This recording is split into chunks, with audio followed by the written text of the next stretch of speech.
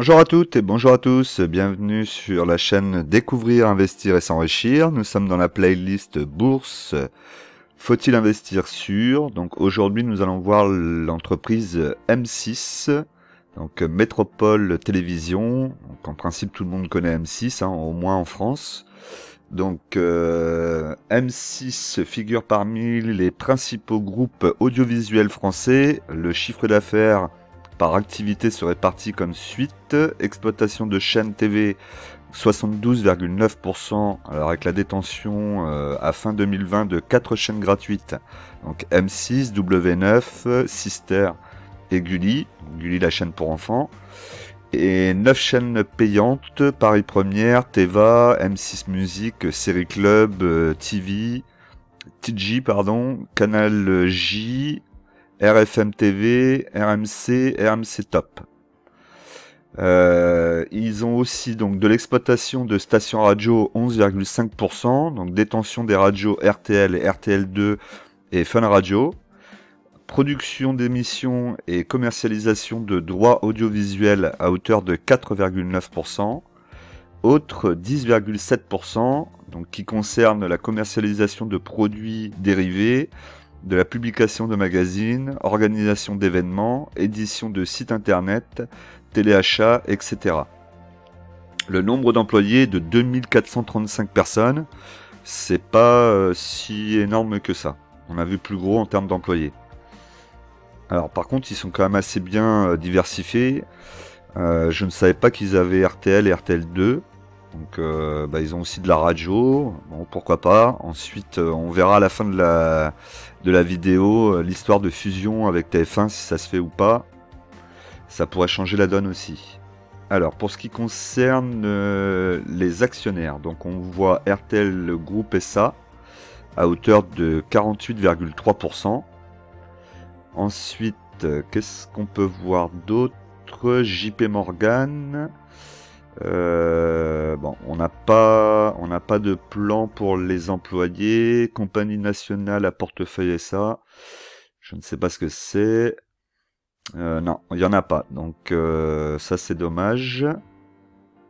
Alors ensuite, on va aller regarder les chiffres qui concernent donc M6. Mais comme d'habitude, je vous rappelle de penser à vous abonner, à cliquer sur la cloche pour recevoir les dernières vidéos et être mis au courant de tout ce qui se passe sur la chaîne, de cliquer sur le like pour aider la chaîne à être bien référencée et la vidéo à être vue par un maximum de personnes, à me laisser un commentaire parce que c'est toujours intéressant de discuter avec vous. Je réponds à tous les commentaires, donc n'hésitez pas.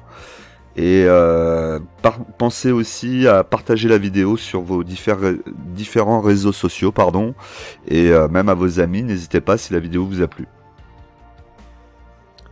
Allez, on y va pour les chiffres. Alors, donc sur M6, nous sommes actuellement à 16,96 €. Nous sommes à moins 1,05%. Donc aujourd'hui, on a un retracement aussi du CAC 40. Bon, il est en train de... Là, je suis en train de faire la vidéo en début d'après-midi. Et il revient un peu plus correct. On est aux alentours de 0,70. Alors que ce matin, on était à plus de 1% de retracement. Bon, on va voir, on a eu des nouvelles avec le variant là qui apparemment est un peu plus puissant. Il va falloir faire une nouvelle vaccination a priori avec un nouveau vaccin. Donc ça pourrait faire peur au marché et continuer à baisser. Donc là c'est un petit peu l'interrogation. Alors quoi qu'il en soit, pour M6, donc nous en sommes à une capitalisation de 2,164 milliards. La valeur de l'entreprise est de 2,64 milliards. Donc on a un différentiel de 100 millions. On va les regarder. Donc les 100 millions, on est ici. Et donc on voit qu'on a de la trésorerie. Donc ça c'est très positif. Pratiquement 100 millions de trésorerie. Donc très bien. Et en plus on voit que ça va continuer à monter. Parfait par rapport à ça. Ensuite, qu'est-ce qu'on peut voir d'autre? Le PER. Le PER est actuellement à 10. Donc pour 2021. On voit que 2022, il est à 10 aussi. 2023, 9,49. Bon, on a l'air d'être dans le PER plus ou moins classique pour M6 et pour les entreprises de ce secteur. On voit que 2020 c'était 6,5. On va les regarder sur la moyenne. Donc le tableau qui se trouve à droite, ici. Donc on voit la moyenne qui est à 12,3. Donc effectivement, on sera en dessous du PER. Donc ça c'est positif aussi. Le rendement, 8,78% pour 2021. Par contre, après on voit 2022, on va avoir une baisse à 6,54. 2023, 7,63. C'est plutôt très sympa comme rendement. Par contre, ce qui me gêne, c'est que je vois un rendement pour 2020, donc l'année dernière, à 11,3%. Donc c'est pas forcément très bon de voir une entreprise, comme je vous dis, qui donne des dividendes qui sont jamais les mêmes, qui ont tendance à baisser, à fortement monter. Donc ça va être à surveiller. Et le cours de référence, c'est à 17,10. Donc nous sommes à 17 maintenant. Voilà, on est en temps réel. Donc là, vous voyez que le cours bouge. C'est normal. Les marchés sont ouverts. Le compte de résultat. Donc le compte de résultat, on voit donc pour les marges d'exploitation qui se trouvent ici, on est au-delà des 22, même 23%, on va dire, à partir de 2021. Ça a pas mal chuté 2018 à 2020 et ça a fait une petite progression, mais c'est assez léger. Le chiffre d'affaires, lui, est plutôt stable pour les années à venir. Pour ce qui est de la marge nette en verte, donc ici, on voit qu'il a dégagé plus de marge nette que de marge d'exploitation. Donc il y a dû y avoir une revente ou quelque chose comme ça, j'imagine. Ensuite, la marge pour les années à venir est aux alentours de 16%. Bon, c'est pas dégueu, 16%, c'est quand même assez correct. On voit la marge d'exploitation en bas ici, qui n'évolue pas trop, et les résultats nets, pareil, pour les années à venir, qui n'évoluent pas trop non plus. Donc on dirait plutôt qu'on va être sur des choses assez stables dans les 3-4 prochaines années. Ensuite, le chiffre d'affaires 2021 est de 1,3 milliard ici, avec une progression qui reprend à partir de 2020. Donc on voit qu'ils étaient en progression 2018-2019, 2020, donc le Covid, la cassure, et ensuite il aurait plutôt tendance à repartir vers le haut, pas de façon exponentielle, mais en tout cas de repartir vers le haut. L'EBITDA suit la même tendance. Donc, ce qui est intéressant de noter, c'est que pour 2021, on a un EBITDA qui est à 404 millions, alors qu'en 2019, on avait ici un chiffre d'affaires de 1,456 milliard et l'EBITDA était à 386 millions. Donc on a un meilleur EBITDA pour 2021 que 2019, alors que le chiffre d'affaires était plus important. Donc on va avoir une marge forcément qui va être un peu plus importante aussi en net. On voit ici 11,9, 6,1 ici. Donc ça c'est plutôt positif. Alors, on va pas aller aussi loin, on va continuer. Donc la marge d'exploitation, on la voit ici. Donc on est entre 18 et 24. Donc là, on voit plutôt que pour les années à venir, on va être vers les alentours de 24%, ce qui est plutôt pas mal. Le résultat net, donc entre 16 et... Ouais, on va rester aux alentours de 16%. On a eu un gros pic 2020 en résultat net de 21,7%, ce qui est assez important quand même, hein. On voit, hein, plus 10% entre 2019 et 2020. L'EBITDA du coup pour 2021 est de 1,71 € avec un dividende à 1,50 €. Donc là par contre, je trouve que c'est trop important. Beaucoup trop important, on est pratiquement à 80%. On va le vérifier dans le tableau tout de suite, ici. Voilà, donc 88,4% de versement de dividendes. Bon, c'est beaucoup quand même, c'est beaucoup. Ils auraient peut-être pu en garder pour réinvestir ou je ne sais pas quoi d'autre. Ensuite, 2022, on va tomber à 65,60%. Et ensuite, on va repartir au-delà des 70. Alors, j'aime pas trop quand c'est au-dessus des 70. Généralement, entre 50 et 60 versements du dividende, c'est déjà très bien en pourcentage. Et en plus, donc le dividende 1,50 en 2021 et là 1,12 pour 2022. Ouais, donc en plus on perdrait sur le versement du dividende. La valeur du dividende, pardon. Ouais. Ouais. Bah, je ne sais pas pourquoi, il y a peut-être une explication, mais là je ne sais pas, ils ont dû faire plus de chiffres l'année dernière, revendre une partie, ou je sais pas. Ensuite, donc la situation ici, au niveau du bilan graphique, donc jusqu'à 2023, on voit que c'est assez plat, le chiffre d'affaires repart ici légèrement à partir de 2020. Mais bon, c'est vraiment très léger. Et la dette, il y en avait en 2019, il n'y en a plus maintenant. Et pour les prochaines années non plus, a priori. Donc ça, c'est positif. Le leverage, il est en dessous des 1. Donc ici, on est très bien, il n'y a pas de souci. Le cash flow positif avec une toute petite baisse légère entre 2019 et 2020. Et ensuite, là, il est vraiment assez important. Il a même doublé presque. Pas tout à fait doublé, mais en tout cas ils ont repris pratiquement 50% par rapport à 2020 en cash flow. Le RE, donc ils ont un avantage concurrentiel, ils sont à 19,8%. D'accord, il faudra aller voir TF1, moins le groupe Bouygues. Le problème c'est que Bouygues, ils ont pas que ils sont pas exposés qu'à la télé, que sur les télévisions et les radios. Ils ont aussi la construction et tout ça, alors c'est peut-être difficile de comparer. Mais en tout cas, ils ont un avantage concurrentiel ici à 19,8, ce qui n'est pas négligeable. Les capitaux propres, eux, ils continuent d'augmenter. Il n'y a pas eu de baisse depuis 5 ans, moins depuis 4 ans, plus les deux années à venir, on serait sur 6 ans. C'est plutôt pas mal. Le ROA, donc je vous rappelle, le ROA, ça vous permet de savoir, pour un investissement sur une machine de 1000 €, combien ils vont récupérer derrière en bénéfice, 10,8%, donc là on est très très bien.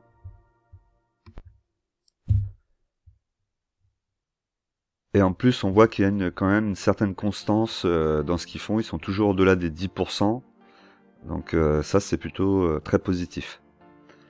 Ensuite le CAPEX, donc on a un CAPEX qui est aux alentours de 7-6%, ce qui est assez important, donc c'est bien, ils investissent, ils vont chercher sans doute de la marge en extérieur, donc c'est plutôt pas mal et intelligent de leur part. Donc on voit quand même qu'il y a une assez bonne gestion de l'entreprise. En tout cas, c'est ce qui ressort un petit peu là dans les chiffres quand je regarde comme ça.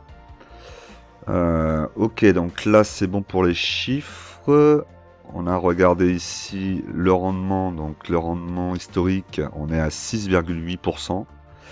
Ce qui est quand même assez élevé, hein, même si là pour 2021 on sera au-dessus, je pense que le dividende a déjà été versé, 2022 on sera un peu en dessous et 2023 on sera au-dessus. Bon, après c'est à vous de voir, vous voyez quand même que sur 13 ans le rendement il a pas été du tout régulier, hein. Là on est vraiment sur des cassures, ça retombe, ça remonte, ça retombe, ça remonte, ça retombe. Bon, faut aimer les grands 8. Ok, on va aller voir le graphique. Le flottant est de 43,1%, donc pas de souci à ce niveau-là. On va avoir pas mal de monde, pas mal d'actions échangées, donc une action assez liquide. On peut voir ici donc Vinci et Bouygues parmi les prétendants pour le rachat de M6. Donc tout le monde essaie de se battre a priori pour racheter M6 en ce moment. Et on va voir à la fin si on a des infos, si ça a avancé un petit peu. Alors on va aller voir le graphique maintenant. Alors sur le graphique donc de M6, on peut voir donc on a une mèche ici là qui est en train d'essayer de venir tester les 16,58 €, qui est le dernier support reconnu. On voit bien, hein, ça a été un gros support même, hein, puisque c'est venu plusieurs fois toucher. Ça a fait des petites mèches à travers, mais ça n'a jamais réussi à traverser. Et c'est reparti. On voit là, il y a eu beaucoup de consolidation, hein, avant de partir vers le haut. On voit la tendance quand même ici avec la ligne bleu clair qui est quand même en tendance haussière, on la voit ici. On a donc là en ce moment un retracement du CAC 40 qui entraîne un peu toutes les valeurs, donc il n'y a pas vraiment de raison sur la valeur M6, hein, c'est pas parce qu'elle a un problème, c'est plus parce qu'en ce moment le CAC 40 dévisse à cause du Covid et que toutes les actions sont impactées. Et donc on pourrait très bien là dans la journée aller tester les 16,58 € avec la mèche comme vous voyez ici, qu'elle touche et hop, après qu'elle remonte. C'est possible. La tendance est toujours là.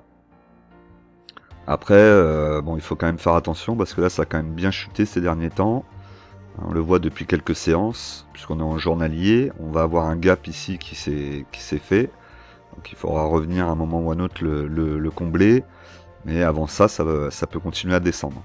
Alors, quoi qu'il en soit, pour y rentrer, donc forcément, le premier objectif pour construire une ligne serait les 16,58 dans un premier temps déjà. Et ensuite attendre de voir, ne pas faire une trop grosse ligne pour voir si ensuite on va tester un peu plus bas. On va regarder sur le long terme. Donc on voit, hop, j'ai oublié de le dire, mais bon, vous avez ici donc 16,58 pour le support, après 17 €, donc là c'est où on est actuellement. On a un support aussi, et ensuite on va avoir les résistances ici à 18 €, donc 1 € dessus, et une deuxième résistance ici à 19,24.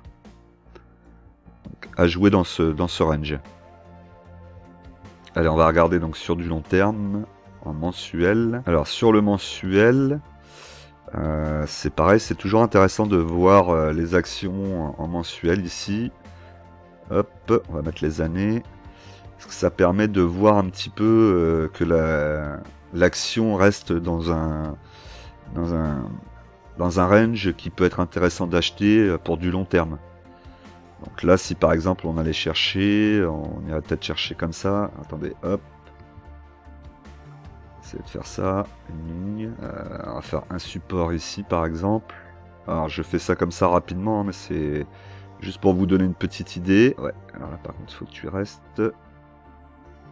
En gros ici, et après on va en prendre, c'est parce que j'avais pas pris la bonne ligne. Voilà, par exemple là on pourrait se dire que dans cet espace ici, on est vraiment dans ce que M6 fait sur le plus grand nombre d'années.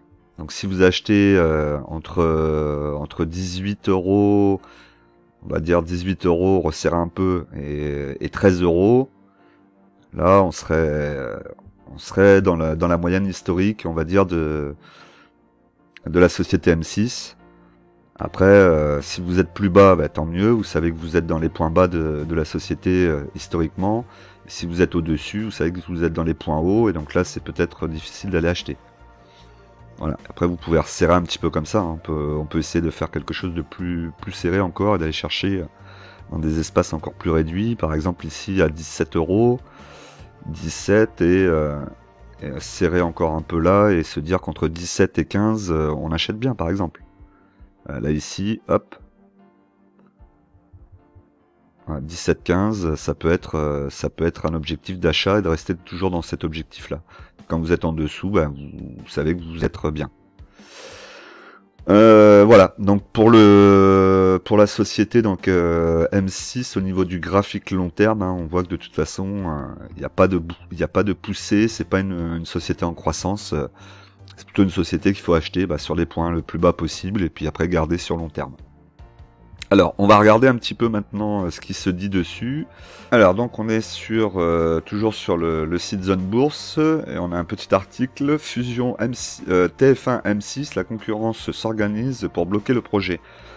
Alors que, donc on est sur un article qui est sorti le 16 novembre, hein, aujourd'hui on est le 30, alors que le dossier de la fusion visuelle français TF1 M6 est désormais entre les mains des autorités de la concurrence, le groupe Liand aurait demandé à la Commission européenne de se saisir de l'affaire, rapporte Les Échos. Le quotidien évoque également la possibilité pour Canal+, groupe Vivendi, d'en faire de même. Leurs arguments: les grandes décisions vont être prises à la fois par Bouygues et RTL Group, qui reste au capital à hauteur de 16%, du nouvel ensemble et qui sera présent à long terme. D'accord, donc le groupe RTL est détenu par l'éditeur allemand Bertelsmann. ce qui pour certains, compte tenu de son chiffre d'affaires et de celui de Bouygues, permet d'affirmer qu'il s'agit d'une opération d'envergure européenne.